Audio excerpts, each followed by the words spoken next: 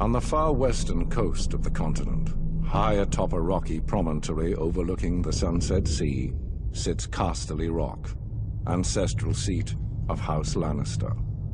Below it lies Lannisport, one of the great cities of Westeros, a center for trade, culture, and the great Lannister fleet.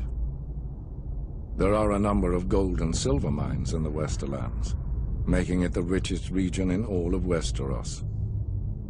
One of the most productive mines lies beneath Casterly Rock itself, making House Lannister the wealthiest of all the noble houses. This allows House Lannister to finance many endeavors of other noble houses. Even the king himself has sought credit from Casterly Rock from time to time. We Lannisters claim our descent from the Andal invaders, and through the female bloodline, Lann the Clever. According to the legend, Lann, using only his wits, won Casterly Rock from the noble House of Casterly during the Age of Heroes. The Lannisters reigned as kings of the Rock for thousands of years, and worked to make it the envy of the rest of the Seven Kingdoms. Our time as kings ended, however, when Aegon Targaryen, otherwise known as Aegon the Conqueror, arrived in Westeros with his army. The last king of the Rock, King Loren Lannister, joined forces with King Mern Gardener, the king of the Reach. Together, with 60,000 men, they met the Targaryen host in open battle. History tells us that Aegon unleashed all 3 of his dragons, slaughtering 4,000 men at what came to be known as the Field of Fire. King Mern himself was burned alive that day, and House Gardener turned to ash with him.